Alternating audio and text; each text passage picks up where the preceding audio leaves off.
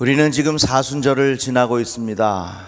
우리 교회에서 올해는 성경 말씀도 필사하고 그리고 우리의 마음을 모아서 어려움 중에 있는 이웃들을 도우려고 합니다. 나누고 베푸는 일이 우리 신앙생활에 있어서 참 중요합니다. 왜 우리가 이 일을 해야 하느냐? 하나님께서 그렇게 하셨습니다.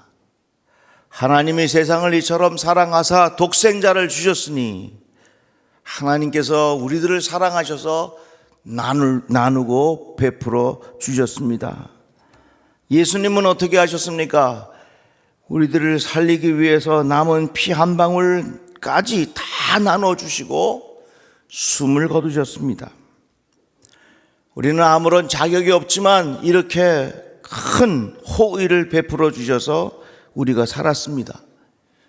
이것을 은혜라고 말합니다. 하나님의 은혜를 다르게 표현하면 값없이 우리에게 나누어 주시고 베풀어 주셨다고 하는 것입니다. 우리는 은혜 가운데 살아가고 있습니다. 하나님께서 우리에게 값없이 나누어 주고 베풀어 주셨으니 우리들도 마땅히 그렇게 살아야 한다는 것입니다.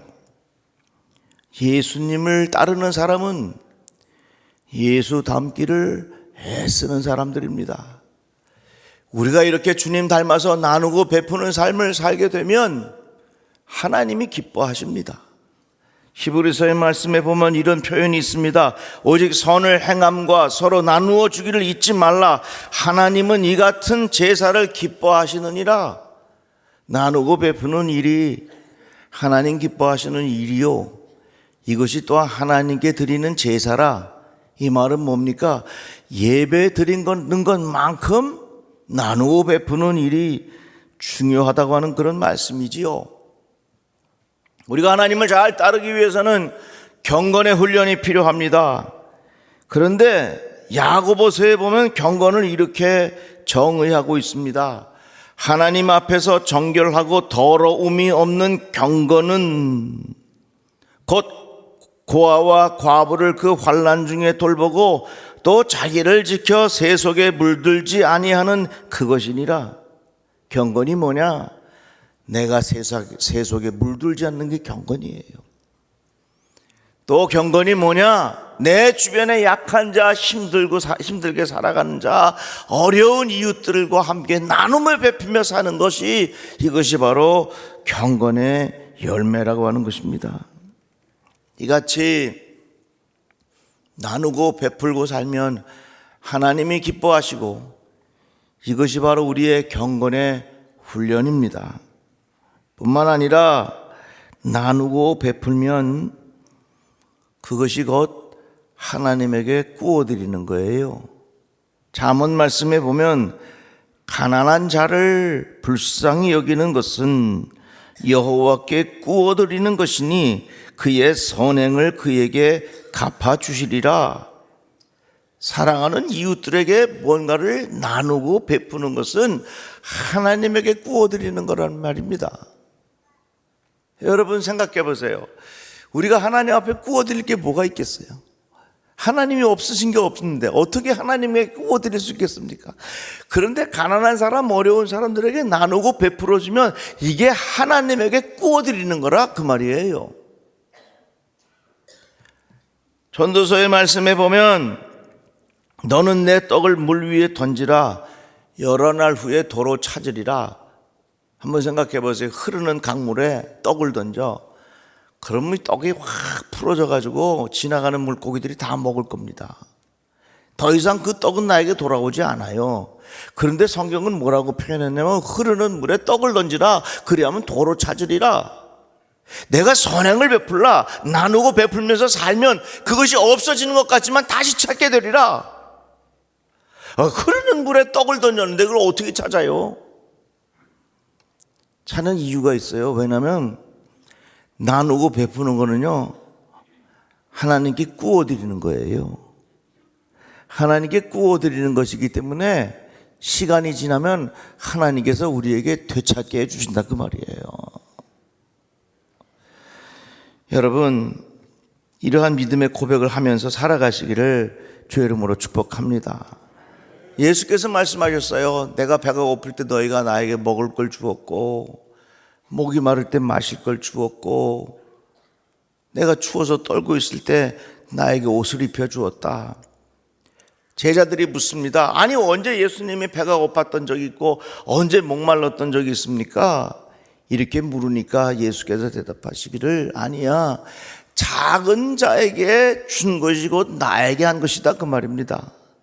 우리는 이 말씀을 통해서 어떤 진리를 깨닫게 되냐면, 우리 주님은요, 작은 자 안에 숨어 계세요. 한번 따라 합시다. 우리 주님은 작은 자 안에 숨어 계십니다. 다 같이 아멘. 이거 예수 믿는 사람이 꼭 그렇게 고백해야 돼요. 우리 사회에 이 갑질 논쟁이 끊임없이 일어나고 있습니다. 학폭 이런 거 다 갑질이요. 힘없는 사람 마음대로 자기가 휘두르고 말이죠. 이거 안 돼요. 적어도 예수 믿는 사람들의 마음속에는 작은 자 안에 예수님 계시지 하는 마음 갖고 살아야 돼요. 그래서 여러분, 집에서 엘리베이터 탔는데 청소하시는 분이 탔거든. 절대로 못 본 척하지 마시고 우리 배단위 교회 교인들 예의를 딱 갖춰서 감사합니다 인사하세요. 아멘은 한 사람도 안 하네. 어디 갔는데 화장실 하시는 아주머니를 만났어. 절대로 그냥 지나치지 마시고 고맙습니다 인사하세요. 이게 예수 믿는 사람이 그러고 살아야 돼요. 저는 세상에 제일 미운 사람이 누구냐면요, 자기 힘 있고 돈 있다고 해서 돈 없는 사람 무시하고 사랑하는 사람들. 이건 아주 나쁜 X야, 나쁜 X. 그냥 인생 절대 그렇게 살면 안 돼요. 내가 좀 배우고 다른 사람 못 배웠다고 해서 절대로 무시하지 마세요. 이 나쁜 사람이야. 공부를 못한 사람은 공부를 할 수 있었으나 그런 가정 환경 때문에 어쩔 수 없어서 공부 못한 사람이 얼마나 많아요. 살아오는 과정 가운데 그것에 대하여 마음의 한을 가지고 그것에 대하여 참 힘들게 살아가고 열심히 살아가고 있는데 거기다 대고 공부 못했다고 손가락을 참 대가지고 그렇게 사는 거 아니에요. 참 우리 마음속에는 작은 자 안에 예수님 계시지. 아멘 좀 해봐요. 허드렛 일하고 힘들게 살고 어렵게 사는 사람들의 마음속에 그 안에 예수님 계시지. 다 같이 아멘. 그런 마음이 있으면요, 그 마음에 천국이 임해요. 다 같이 아멘. 여러분 식당 가셔서 식사하실 때 뭐 더 김치 깍두기 먹고 싶은 거, 이리 와봐 여기 깍두기, 절대로 그러지 마세요. 벨이 있거든 벨을 누르거나, 여기요 깍두기가요 너무 맛있어요. 다 알아들어 그러면. 그래서 우리들은 주변에 정말 작은 자들의 마음속에 예수의 마음을 가지고 그들을 잘 섬기고 작은 자 안에 예수님 계시지 않은 마음을 가지고 살아야 된다 그 말입니다. 프랑스의 성인 마르틴 투어가 어떤 사람이 옷이 다 떨어져서 누더기 옷을 입고 지나가는데 너무 추워. 그래서 자기 옷을 벗어서 그 옷 입혀줬어. 밤에 꿈을 꿨습니다. 자기가 벗어준 옷을 예수님이 입고 계시더래, 꿈에. 그래서 그 마음속에 작은 자 안에 예수님 계시지 하는 생각을 늘 갖게 되었다고 하는 것입니다. 예수께서 말씀하셨습니다. 너희 소유를 팔아서 자선을 베풀라. 너희는 자기를 위하여 낡아지지 않는 주머니를 만들고 하늘에다가 없어지지 않는 재물을 쌓아두어라. 거기에는 도둑이나 좀의 피해가 없다 그랬어요. 자선을 베푸는 것, 낡아지지 않는 주머니를 만드는 것이고 하늘에 없어지지 않는 재물을 쌓아두는 것이라 그랬어요. 또 예수께서 말씀하셨습니다. 자기를 청한 자에게 이르시되 내가 점심이나 저녁이나 베풀거든 벗이나 형제나 친척이나 부한 이웃을 청하지 말라. 두렵건대 그 사람들이 너를 도로 청하여 내게 가품이 될까 하노라. 잔치를 베풀거든 차라리 가난한 자들과 몸 불편한 자들과 저는 자들과 맹인들을 청하라. 그리하면 그들이 갚은 것이 없으므로 내게 복이 되리니 이는 의인들이 부활 시에 내가 가품을 받겠음이라 하시더라. 이 말씀이 뭡니까? 사람들 청해서 밥 먹을 때 힘 있는 사람, 돈 많은 사람, 그런 사람들을 택하기보다는 오히려 어렵고 가난한 사람들을 부르란 말이에요. 그러면 그 어렵고 가난한 사람은 그 사람에게 대접을 받았는데 갚을 길이 없어. 갚을 길이 없으니까 하나님께서 그것을 다 기억하셨다, 하나님이 갚아주신다, 그 말입니다. 그래서 여러분, 나누고 베푸는 일은요, 물 위에 떡을 던지는 것 같지만 도로 찾아요. 왜? 이건 하나님에게 구워드리는 거기 때문에. 그러한 신앙의 고백이 우리 모두에게 있기를 주의 이름으로 축복합니다. 연세대학교 총장을 지내신 박대선 목사님의 이야기입니다. 이분은 우리 감리교회의 아주 자랑스러운 목사님이에요. 일제시대 때 어느 한 학생이 한 겨울에 슬리퍼를 신고 덜덜덜 떨면서 가더래요. 그래, 이 목사님이 이 학생을 불러다가 비싼 돈 주고 구두를 한 켤레 사서 신겨줬습니다. 너무 감사해서. 세월이 지났는데 6.25가 터졌어요. 그런데 그 총장님 댁에는 부르주아 딱지가 붙어갖고 오도 가도 못하는 거예요. 먹을 것이 다 떨어졌습니다. 거의 굶어 죽게 됐습니다. 그런데 마침 그때 구두를 주었던 청년이 큰 부자가 돼가지고 그 소식을 들었습니다. 선생님, 저에게 구두를 사주셨지요.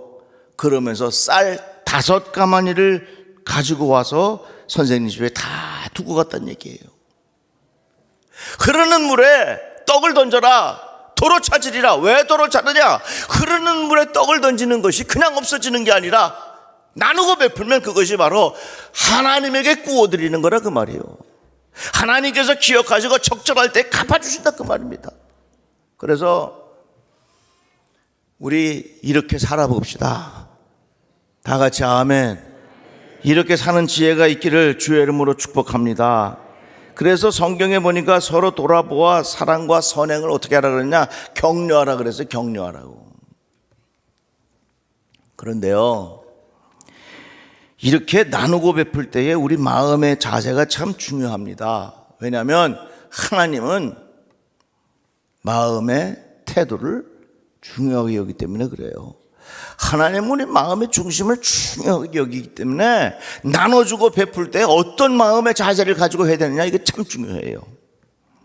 혹 위로하는 자면 위로하는 일로, 구제하는 자는 성실함으로, 다스리는 자는 부지런함으로, 긍휼을 베푸는 자는 즐거움으로 할 것이니라. 이 말씀을 새 번역은 이렇게 번역했습니다.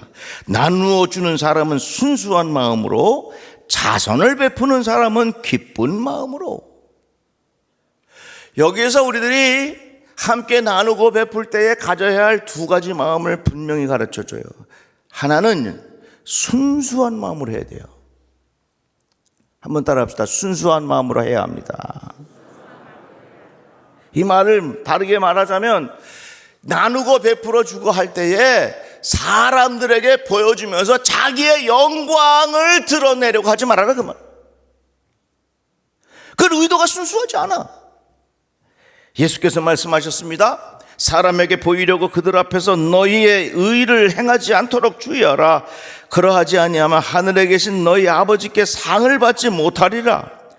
그러므로 구조할 때에 외식하는 자가 사람에게서 영광을 받으려고 회당과 거리에서 하는 것 같이 너희 앞에 나팔을 불지 말라. 진실로 너희에게 이르노니 그들은 자기 상을 이미 받았느니라 그랬어요. 나누고 베풀 때에 자기의 영광을 드러내려고 하지 말아라. 자기의 이름을 드러내고 싶어서 나누고 베푸는 것, 그런 의도를 갖고 하지 말아라. 나누고 베풀 때 철저히 순수한 마음을 가지고 가라.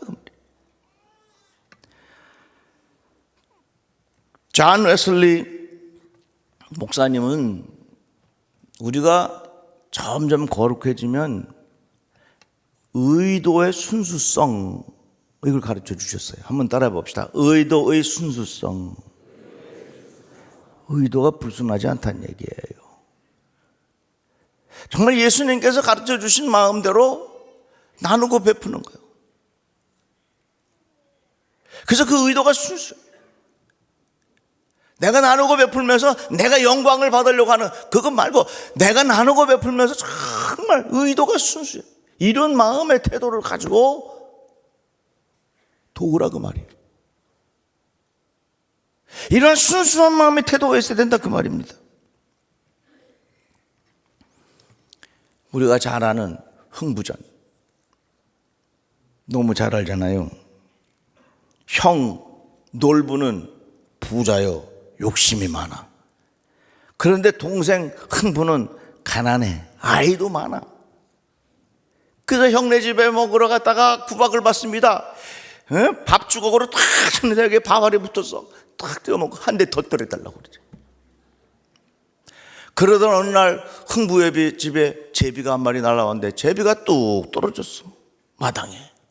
그래가지고 그 제비를 가다가 밴드가 있었는지 없었는지 모르지만 잘 치료해서 도와줬더니 이 제비가 날아갔다가 그 다음에 뭘 물어왔어요? 박씨를 물어왔어. 박씨. 제가 성 박씨 아니에요. 박씨를 물어봤어. 그래가지고 이 흥부가 이것을 박씨를 다 심어서 그 다음에 보니까 큰 박이 열려서요. 이제 이 박을 엽니다.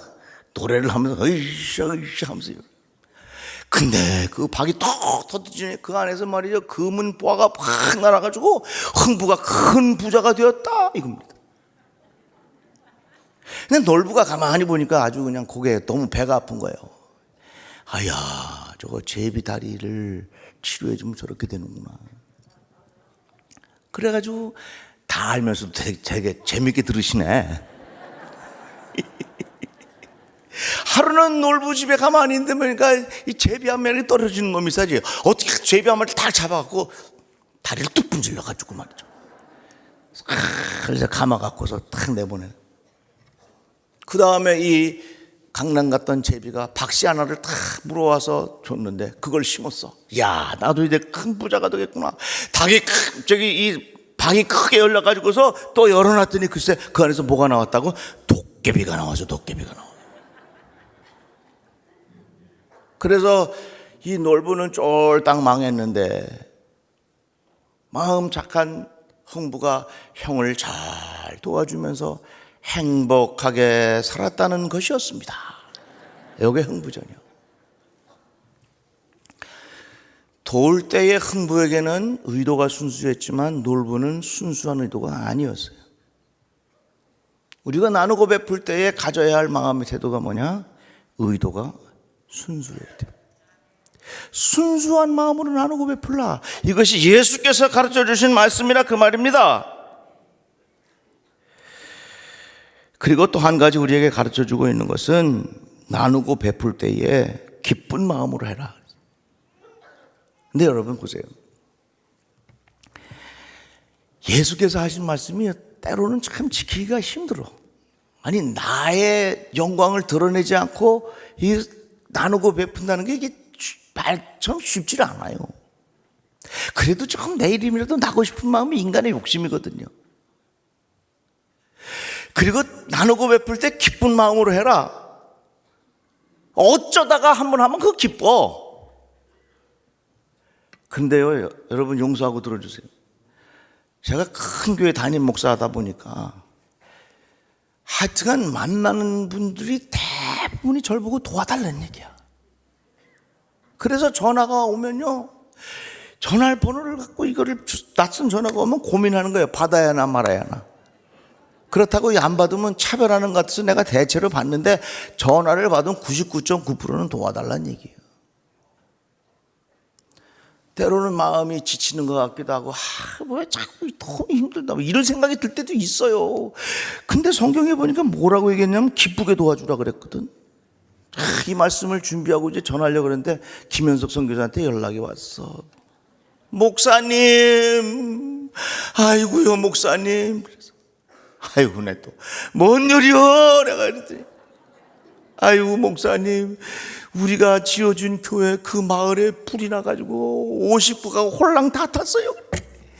야, 또 왜 그런 일이 벌어지냐? 기쁜 마음이 생겨요, 안 생겨요? 안 생겨. 근데 어떡합니까? 이 설교를 해야 되니까 억지로 기뻐하려고 했었지요. 그래서 급히 몇백만 원 보내줘서 쌀 사주라고 챙겨줬어요. 나누고 베푸는 일이 정말 순수한 의도를 가지고 하는 것이 쉽지 않아요. 기쁜 마음으로 남을 도와주는 것이 결코 쉽지 않아요.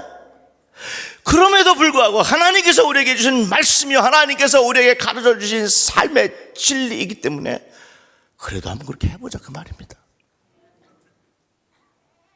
사랑하는 성도 여러분, 우리는 여러 사람들과 같이 살아가는데 우리 배단위 식구들은 절대로 갑질하지 않기. 다 같이 아멘. 여러분들의 삶의 현장에서 갑질하는 사람은 배단위 교회 성도 아니요. 늘 우리 마음속에는 작은 자 안에 예수님 계시지. 그래서 우리 주변에 힘들게 살아가는 분들, 허드렛 일들을 하시는 분들, 참 험한 일들을 하시는 분들을 향하여 정말로 마음의 예의를 다해서 감사합니다, 예의를 표하고 살아갔으면 좋겠어요. 이같이 나누고 베푸는 일을 할 때에 가져야 할 마음의 순수한 의도를 잘 지키고 기쁜 마음으로 잘 감당해서 여러분들의 마음속에 천국을 이루며 살아가시기를 주의 이름으로 축복합니다. 기도합시다. 하나님 감사합니다. 주의 말씀을 들었습니다. 작은 자 안에 예수님 살아계신 것을 믿고 고백하게 하여 주시옵소서. 예수님의 이름으로 기도드리옵나이다. 아멘.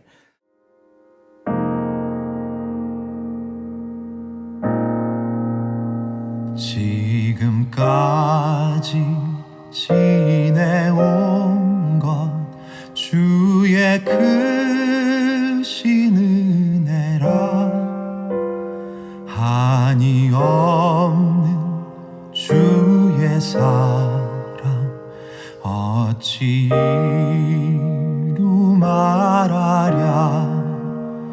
자나깨나 주의 손이 항상 살펴주시고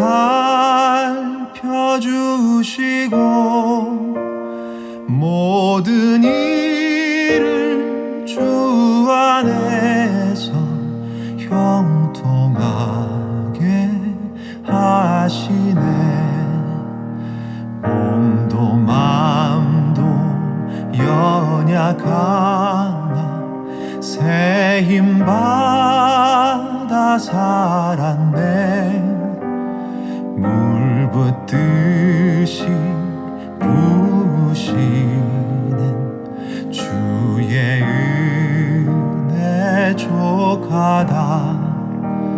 사랑 없는 거리에나 험한 산길 헤맬 때 주의 손을 굳게 잡고 찬송하며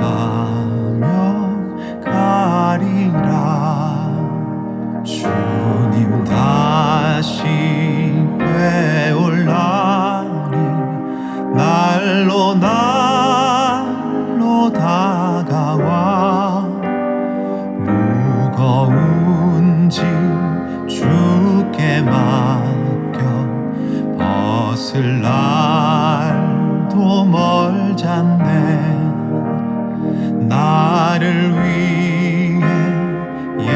예비하신 고향 집